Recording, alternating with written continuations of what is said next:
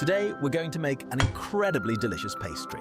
This pastry has a light, golden, crispy crust on the outside, a soft and moist interior, and a rich, flavorful filling that's served with a special, creamy and aromatic sauce that's absolutely irresistible. If you also enjoy savory pastries like this, be sure to watch the whole video because the final slice is truly a feast for the eyes. First, I'll crack 3 eggs into a bowl. The eggs here not only help the flour have a nicer color, but also create binding, making the dough more pliable and stable when needed. Next, I sifted 350 grams of flour to make it very fine. The sifting step, though simple, is very important because it makes the flour looser, removing lumps so that when mixed with eggs, the mixture will be much smoother and more even. Just do it carefully from the beginning, and it will be much easier later. Once the mixture has started to thicken, add 2 teaspoons of cooking oil. The oil helps to soften the dough, increase its moisture content, and prevent the finished product from becoming too dry after baking. It also helps to make the dough more pliable and smooth during the kneading process. I knead the dough thoroughly until it is pliable and no longer sticky to the hands. This is when the gluten in the flour begins to form. Simply put, when kneaded sufficiently, the gluten network will help the dough become more elastic, making it easier to roll out thinly without tearing too much. Once the dough is ready, let it rest for about 30 minutes. While the dough is resting, I take the opportunity to prepare the filling. This method saves time and everything goes very smoothly. First, finely chop 1 onion. I will divide the onion into 2 parts, 1 part for the filling and the other part for the special sauce. When cooked, onions acquire a natural sweetness, enhancing the filling's flavor without requiring excessive seasoning. Next, thinly slice and finely chop the bacon. Bacon has a slightly salty, rich and distinctive flavor, and when combined with the ground meat, it makes the filling much more appealing. This is one of the ingredients that adds depth of flavor to this pastry.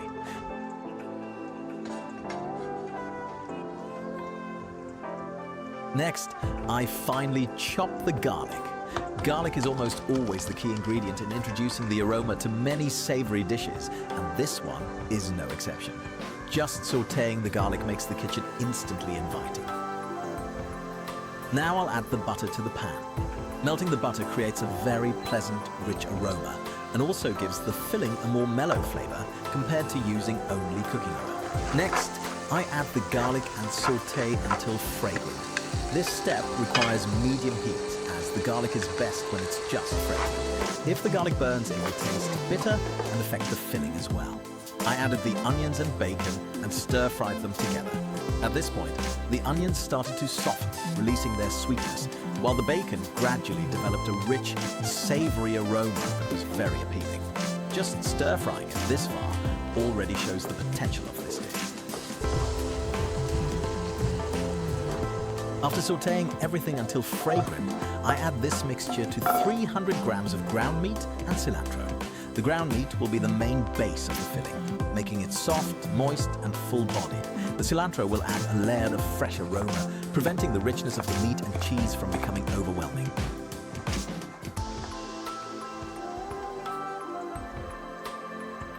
Now, mix the entire filling thoroughly. The more thoroughly you mix, the more evenly the spices, onions, bacon, and cilantro will be distributed, resulting in a full flavor in every bite. Then I wrapped it tightly and put it in the refrigerator for about 15 minutes.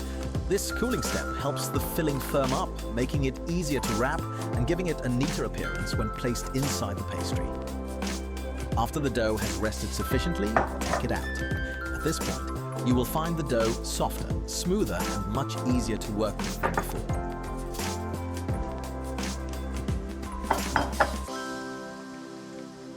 I formed the dough into a compact mass and then divided it into equal portions. Dividing it evenly will help ensure the loaves are of uniform size, thus resulting in more consistent baking times.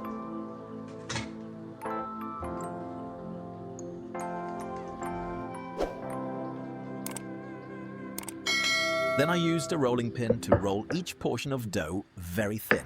The thinner the crust, the more appealing it will be when baked, with a crispy outer layer while still retaining a soft interior. This is what creates the captivating, multi-layered texture of this pastry.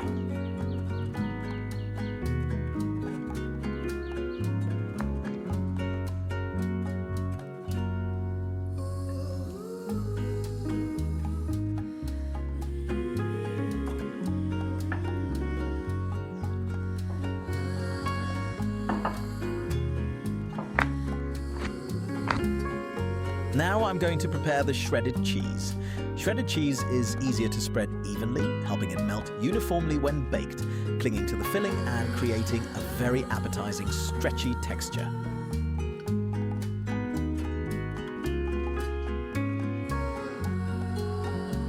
I spread out the rolled out dough, then covered it with cheese, and finally added the prepared meat filling. This layering method allows the cheese to act as a binding agent between the crust and the meat filling. When baked, the melted cheese will blend with the filling, resulting in a soft and flavorful pastry. Next, I rolled the dough into a cylinder.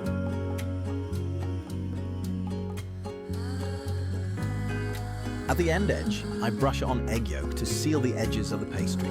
The egg yolk acts as a natural glue, preventing the pastry from unraveling during baking.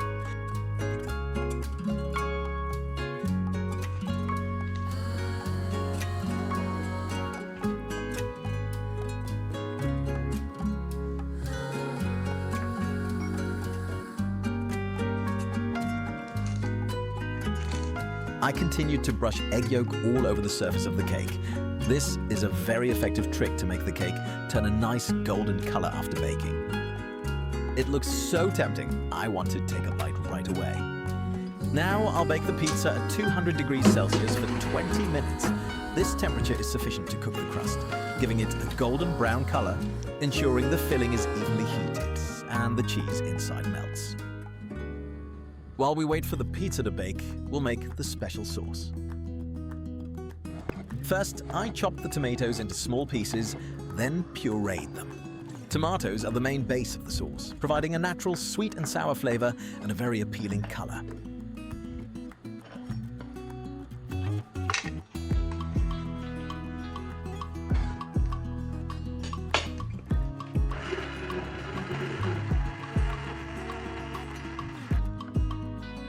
Next, add the finely chopped bell peppers.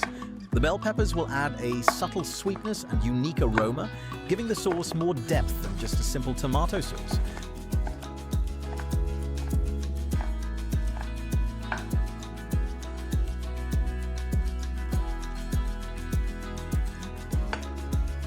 Now, add the butter to the pan, then add the minced garlic and sauté until fragrant. Butter and garlic are a powerful duo for building a strong flavor base. Just this step alone will make the sauce feel richer, creamier, and much more refined. Once the garlic is fragrant, add the prepared onions and bell peppers and stir fry until they are aromatic and cooked through. Next, I poured the blended tomatoes into the pan. At this point, the color started to look beautiful. If you like a thick, fragrant sauce with a distinct richness, then this is the part to look forward to. I added 100 milliliters of unsweetened fresh milk. The milk helps to mellow the sourness of the tomatoes, while also adding a light creaminess to the sauce. Finally, I simmered the mixture until it was tender and thickened. When the sauce reaches the desired consistency, the flavor will be more concentrated. It will adhere better to the bread, and it will look much more appealing when presented on a plate. The cake is done. Now let's take it out of the oven. Just looking at the golden crust makes it incredibly appealing. At this point, the crust is thin, golden, and slightly crispy on the outside. But interestingly, the inside remains moist and soft, not dry at all. This is thanks to the proper kneading, resting, and egg brushing process before baking. When you cut the pie, the cheese and meat filling blend together beautifully. When you eat it, you'll clearly feel each layer of texture. First, the slightly crispy outer crust next to the soft, moist dough inside, then the flavorful, rich meat filling blended with cheese. And finally, the special sweet and sour, slightly creamy sauce that makes the overall dish much more well-rounded. If you enjoyed this recipe, please leave a comment letting me know what filling you'd like to try next. And if you found this video appealing, don't forget to subscribe to the channel so you don't miss out on more delicious recipes. Thank you for watching until the end. See you in the next video.